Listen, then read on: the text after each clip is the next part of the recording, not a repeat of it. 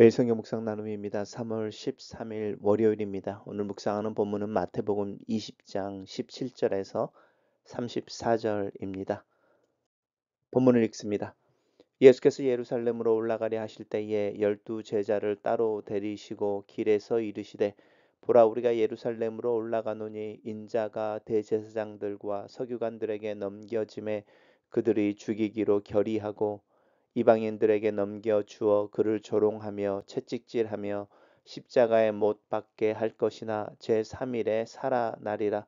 그때 세베대의 아들의 어머니가 그 아들들을 데리고 예수께 와서 절하며 무엇을 구하니 예수께서 이르시되 무엇을 원하느냐 이르되 나의 이 두 아들을 주의 나라에서 하나는 주의 우편에 하나는 주의 좌편에 앉게 명하소서. 예수께서 대답하여 이르시되 너희는 너희가 구하는 것을 알지 못하는도다. 내가 마시려는 잔을 너희가 마실 수 있느냐? 너희 그들이 말하되 할 수 있나이다. 이르시되 너희가 과연 내 잔을 마시려니와 내 좌우편에 앉은 것은 내가 주는 것이 아니라 내 아버지께서 누구를 위하여 예비하셨든지 그들이 얻을 것이니라. 열 제자가 듣고 그 두 형제에 대하여 분이 여기거늘 예수께서 제자들을 불러다가 이르시되 이방인의 집권자들이 그들을 임의로 주관하고 그 고관들을 그들에게 권세를 부리는 줄을 너희가 알거니와 너희 중에서는 그렇지 않아야 하나니 너희 중에 누구든지 크고자 하는 자는 너희를 섬기는 자가 되고 너희 중에 누구든지 되고자 하는 자는 너희의 종이 되어야 하리라. 인자가 온 것은 섬김을 받으려 함이 아니라 도리어 섬기려 하고 자기 목숨을 많은 사람의 대속물로 주려 함이니라. 그들이 여리고에서 떠나갈 때에 큰 무리가 예수를 따르더라. 맹인 두 사람이 길가에 앉았다가 예수께서 지나가신다 함을 듣고 소리질러 이르되 주여 우리를 불쌍히 여기소서 다윗의 자손이여 하니 무리가 꾸짖어 잠잠하라 하되 더욱 소리질러 이르되 주여 우리를 불쌍히 여기소서 다윗의 자손이여 하는지라. 예수께서 머물러 서서 그들을 불러 이르시되 너희에게 무엇을 하여 주기를 원하느냐 이르되 주여 우리의 눈 뜨기를 원하나이다. 예수께서 불쌍히 여기사 그들의 눈을 만지시니 곧 보게 되어 그들이 예수를 따르니라. 오늘의 본문은 네 개의 단락으로 나누어져 있습니다. 첫 번째 단락입니다. 예수님께서 예루살렘으로 올라가셔야 되는 상황입니다. 올라가시려 하실 때에 이제 예수님께서 순환의 길로 들어서시는 거죠. 12제자를 따로 데리시고 길가에서 그들에게만 말씀하십니다. 인자가 대제사장들과 서기관들에 넘겨져 그들이 예수님을 죽이기로 결의하고 이방인들에게 넘겨 그를 조롱하며 채찍질하며 십자가에 못 박게 할 것이다. 이제 순환과 고난의 또 십자가에서 죽음에 대해서 예언하시는 것이죠. 그리고 제3일에 살아나리라 부활에 대한 이야기를 제자들에게 하고 계십니다.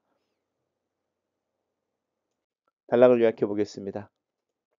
예수께서 예루살렘으로 올라가려 하실 때에 12제자를 따로 데리시고 길에서 자신의 고난과 십자가 위에서의 죽음과 부활을 이야기하신다. 이렇게 요약했습니다. 두 번째 단락입니다. 그때에라고 하는 부분이 참 그렇습니다. 예수님께서 이제 예루살렘에 올라가서 종교 지도자들에게 넘겨져 조롱을 받고 또 고난을 당하고 십자가 못 박히는 부분, 이방인들에게 넘겨져 이제 죽임을 당하게 되어지는 부분, 또 물론 이제 부활에 대한 이야기가 있지만 예수님의 순환과 고난에 대한 이야기를 하고 있는데 세베대 아들들의 어머니입니다. 이 세베대 아들들은 우리가 알고 있는 요한과 야고보를 의미합니다. 그들의 어머니가 예수님에게 그 아들들을 데리고 나옵니다. 데리고 나와서 이제 예수님께서 예루살렘에 올라가시면 주님의 나라를 건설하실 터인데 그때에 내 아들 하나는 우편에 하나는 좌편에 앉게 해주십시오. 이렇게 요청하고 있습니다. 세베대 아들들이라고 이야기할 때 이 세베대는 아마 재산이 많은 사람이었던 것 같고 세베대의 어머니가 예수님을 후원하고 또 예수님의 사역을 돕는 여자들 무리 가운데 있었고 또 그러는 중에 두 아들이 예수님의 좌편과 우편에 앉기를 요청하고 있습니다. 그럴 때 예수님께서 너희가 구하는 것을 너희가 알지 못한다라고 말씀하시면서 이제 내가 마시는 잔을 너희도 마실 수 있느냐 이렇게 물어보시는데 그들인 거죠. 그들이 예수님의 두 아들을 의미하는 거죠. 예수님의 두 제자들, 죄송합니다. 예수님의 두 제자들 세베대의 아들들이라고 하는 요한과 야고보가 네라고 대답을 하는 거죠. 그럴 때 예수님께서 과연 너희가 내 잔을 마실 것이다. 야고보는 첫 번째 순교자가 되는 상황을 나중에 맞게 되죠. 이제 그러면서 내 좌우편에 앉는 것은 하나님께서 정하신다라고 이야기하고 계십니다. 단락을 요약해 보겠습니다. 그때 세베대의 아들의 어머니가 주님의 나라에서 자신의 아들들이 주의 우편과 좌편에 앉게 해 주시기를 요청하나 예수님은 아버지께서 예비하신 자들이 그 자리를 얻을 것이라고 말씀하신다. 이렇게 정리했습니다. 세 번째 단락입니다. 열제자가 그 이야기를 듣습니다. 세베대 아들이 둘이고 야고보와 요한 그 둘을 뺀 열 제자가 야고보와 요한이 예수님에게 가서 어머니와 함께 좌편 우편과 좌편에 앉게 해주시기를 구했다라는 이야기를 듣고 이 두 형제에 대해서 굉장히 분하게 여깁니다. 화를 냈다는 뜻입니다. 그런 것을 보고 나서 이제 예수님께서 이 열두 제자들을 다 부르신 거죠. 그러면서 너희들은 이방인의 집권자들과 다르게 해야 한다. 이방인의 왕들, 이방인의 고관들이 행하는 것과 너희는 달라야 하는데 너희들은 군림하는 것이 아니라 섬겨야 한다라는 것입니다. 누구든지 크고자 하면 섬겨야 하고 누구든지 으뜸이 되고자 하면 종이 되어야 한다. 왜냐하면 예수 그리스도께서 이 세상에 오신 이유가 섬김을 받으려 함이 아니라 섬기려 하기 위해서이며 자기 목숨을 많은 사람들의 대속물로 주기 위해서입니다. 예수님이 오신 목적이 섬기기 위해서라면 예수를 따르는 자들의 목적 또한 섬기는 것이 되어야 한다라고 주님은 굉장히 명쾌하고 단호하게 말씀하십니다. 단락을 요약해 보겠습니다. 열 제자가 세베대의 두 아들에게 화를 내고 주님은 너희를 섬기는 자가 큰 자이며 너희의 종이 되는 자가 으뜸이 되나니 인자가 온 것은 섬기고 자기의 목숨을 많은 사람의 대속물로 주려 하기 위함이다라고 하신다. 이렇게 정리했습니다. 마지막 단락에서는 그들이 여리고를 떠날 때라고 이야기하고 있는데 이제 갈릴리에서 떠나신 예수님의 예루살렘으로의 여정의 중반을 넘어서고 있는 것 같습니다.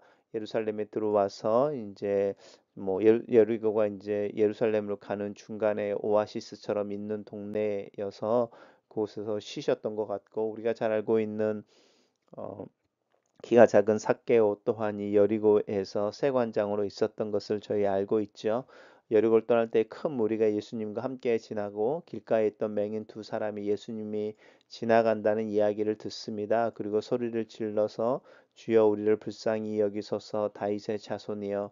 다윗의 자손이라고 하는 것은 메시아라는 뜻입니다.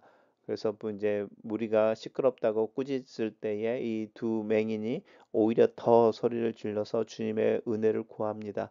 우리를 불쌍히 여기소서 다윗의 자손이여. 그들의 고함 소리에 주님이 머물러서 그들에게 이야기를 해주는 거죠. 너희가 무엇을 원하느냐? 내가 너희들에게 무엇을 해주기를 원하느냐? 이제 이렇게 물어보는 겁니다. 우리 눈이 뜨기를 원합니다. 이렇게 요청하고 주님께서 그들을 불쌍히 여기십니다. 주님께서 무언가 어떤 이들을 불쌍히 여기시면 항상 성경에서는 기적이 일어나는데 그들의 눈을 만지시니 보게 되어 그들이 예수님을 따릅니다.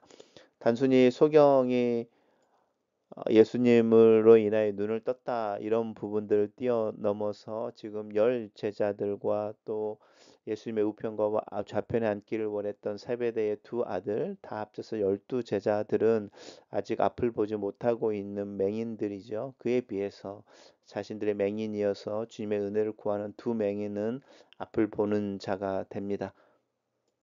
단락을 요약해 보겠습니다. 여리고에서 떠나가실 때 맹인 두 사람이 예수께서 지나가신다 함을 듣고 소리를 질러 다윗의 자손이여 우리를 불쌍히 여기소서라고 외치니 그들을 고쳐 보게 하신다. 이렇게 요약했습니다.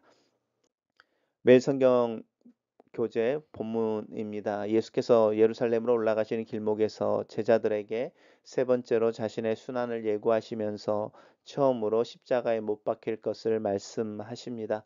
이 말씀에는 하나님의 뜻에 끝까지 순종하려 하시는 주님의 결연한 다짐, 그리고 그를 따르는 제자들 또한 이 길을 가야 하는 것에 대한 가르침이 담겨 있습니다. 예수님을 따르면서도 더 높은 자리를 원하는 제자들에게 주님은 자신은 다른 사람을 섬기러, 다른 사람을 살리기 위해 자기 목숨을 대속물로 주기 위해 이 땅에 오셨음을 분명하게 밝히십니다. 세속적인 욕망에 찌든 이들의 잘못된 가치관을 바로잡기 위해 주님은 자신의 삶을 하나님 나라 백성에 합당한 예로 제시하십니다. 나는 낮아지고 섬기며 나를 내어주는 주님의 발자취를 따르는 참 제자의 삶을 살고 있습니까? 예수님은 연약한 자의 부르짖음을 듣고 걸음을 멈추시는 분이십니다. 자신의 유익과 만족을 구하는 사람들에게 두 시각 장애인은 길을 가로막는 방해꾼에 불과할지 모르지만 예수님은 가시던 길을 멈추고 자비를 베풀어 주셔야 할 소중한 사람으로 취급하십니다. 주님은 세상에 외면받은 사람들을 자신의 자비 안으로 모으시고 세상에서 당하는 자들의 억울함을 풀어주시는 분이심을 기억해야겠습니다. 예수님의 십자가의 순환을 예고하시는 바로 그때에 야고보와 요한의 어머니는 주님의 나라에서 가장 높은 자리에 두 아들을 앉혀달라고 청탁하고 있습니다. 주님이 쓰신 면류관이 가시의 면류관이며 주님이 받으시는 영광은 십자가의 고난의 영광임을 이해하지 못한다면 예수님이 가셨던 길과 내가 가길 원하는 길은 계속 어긋나게 될 것입니다. 세상 나라는 힘과 권력을 추구하지만 하나님 나라는 그 반대 원리가 작동하고 다스리는 나라임을 기억해야 합니다. 크고자 하는 자는 섬기는 자가 되고 으뜸이 되고자 하는 자는 종이 되어야 하는 나라, 그 나라가 하나님의 나라입니다. 힘과 권력이 아닌 자기 부인과 섬김을 통해서 또 그것을 향해 나아갈 때만이 우리가 진정 하나님 나라의 백성 되었음을 보이는 증거라고 할 수 있습니다. 글로 쓰는 기도입니다. 섬기는 자로 하루를 살게 도와주시옵소서. 내 자신을 낮추고 겸손하게 하여 주님을 닮은 모습으로 오늘 하루를 살게 도와주시옵소서. 연약한 자들의 부르짖음의 발걸음을 멈출 줄 알게 하시고 주님의 이름으로 선을 행할 줄 알며 섬길 줄 아는 자로 하루를 살게 하소서. 내 자신을 스스로 높이지 않게 도와주시고 고난의 길을 걸으셨던 주님을 묵상하며 겸손하게 통회하는 심령으로 오늘 하루를 살게 도와 주시옵소서. 예수님 이름으로 기도합니다. 아멘.